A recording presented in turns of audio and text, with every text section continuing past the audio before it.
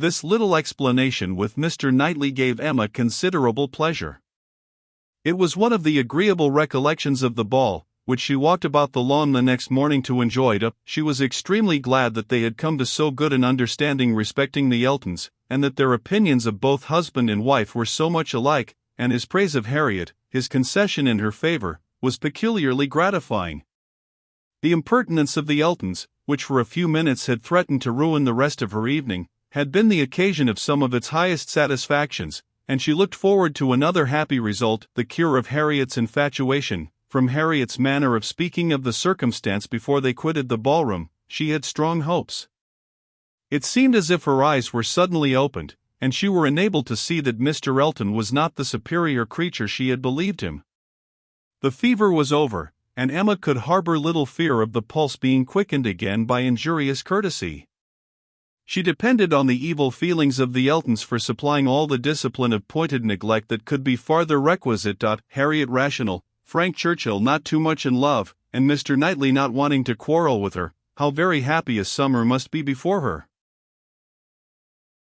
She was not to see Frank Churchill this morning. He had told her that he could not allow himself the pleasure of stopping at Hartfield, as he was to be at home by the middle of the day. She did not regret it. Having arranged all these matters, looked them through, and put them all to rights, she was just turning to the house with spirits freshened up for the demands of the two little boys, as well as of their grandpapa, when the great iron sweep gate opened, and two persons entered whom she had never less expected to see together, Frank Churchill, with Harriet leaning on his arm, actually Harriet. A moment sufficed to convince her that something extraordinary had happened. Harriet looked white and frightened, and he was trying to cheer her. The iron gates and the front door were not 20 yards asunder. They were all three soon in the hall, and Harriet, immediately sinking into a chair, fainted away. A young lady who faints must be recovered, questions must be answered, and surprises be explained. Such events are very interesting, but the suspense of them cannot last long. A few minutes made Emma acquainted with the whole.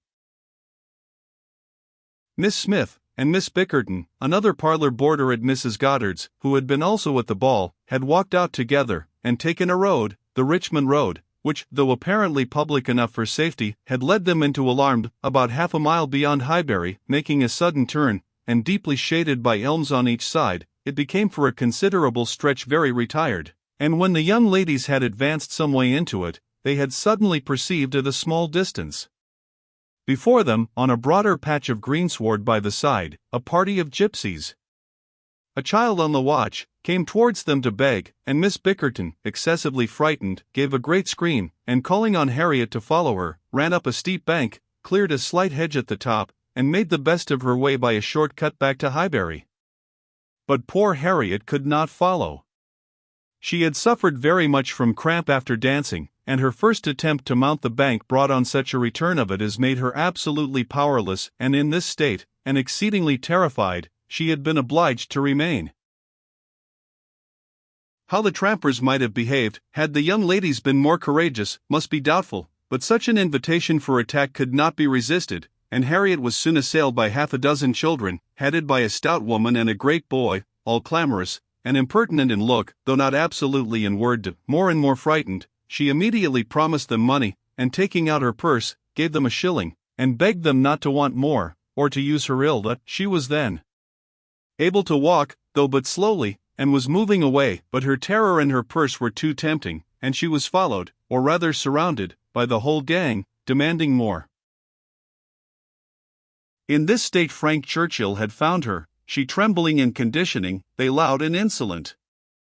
By a most fortunate chance his leaving Highbury had been delayed so as to bring him to her assistance at this critical moment. The pleasantness of the morning had induced him to walk forward, and leave his horses to meet him by another road, a mile or two beyond Highbury, and happening to have borrowed a pair of scissors the night before of Miss Bates, and to have forgotten to restore them, he had been obliged to stop at her door, and go in for a few minutes. He was therefore later than he had intended, and being on foot, was unseen by the whole party till almost close to them. The terror which the woman and boy had been creating in Harriet was then their own portion.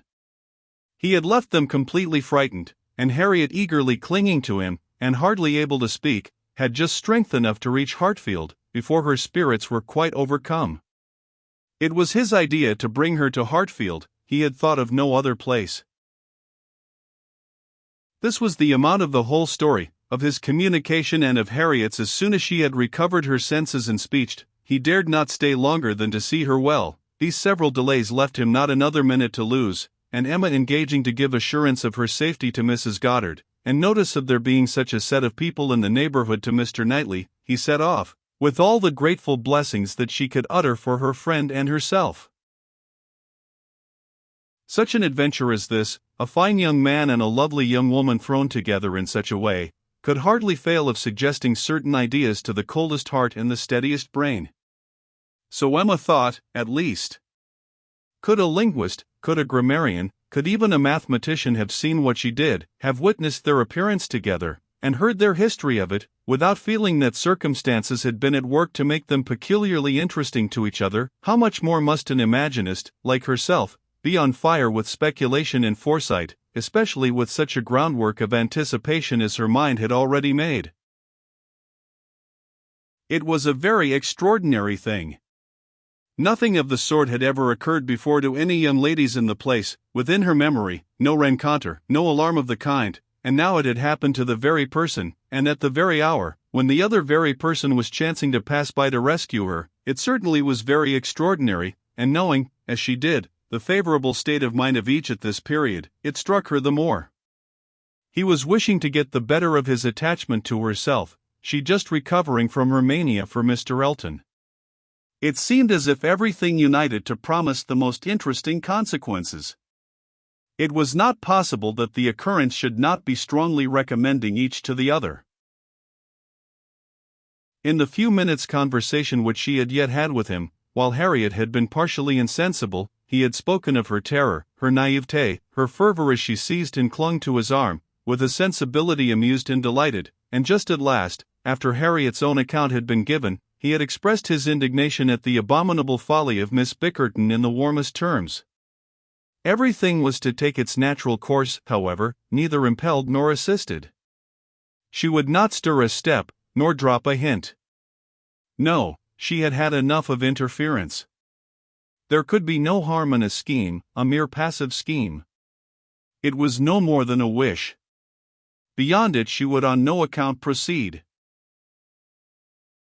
Emma's first resolution was to keep her father from the knowledge of what had passed, aware of the anxiety and alarm it would occasion, but she soon felt that concealment must be impossible.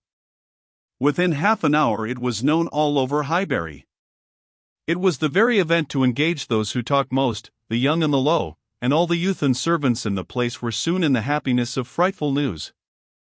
The last night's ball seemed lost in the gypsies. Poor Mr. Woodhouse trembled as he sat, and, as Emma had foreseen, would scarcely be satisfied without their promising never to go beyond the shrubbery again.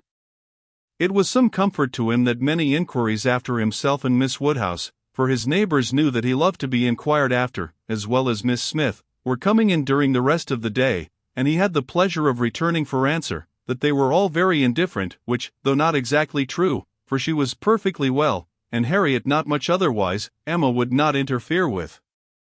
She had an unhappy state of health in general for the child of such a man, for she hardly knew what indisposition was, and if he did not invent illnesses for her, she could make no figure in a message. The gypsies did not wait for the operations of justice, they took themselves off in a hurry. The young ladies of Highbury might have walked again in safety before their panic began, and the whole history dwindled soon into a matter of little importance, but to Emma and her nephews, in her imagination it maintained its ground, and Henry and John were still asking every day for the story of Harriet and the gypsies, and still tenaciously setting her right if she varied in the slightest particular from the original recital.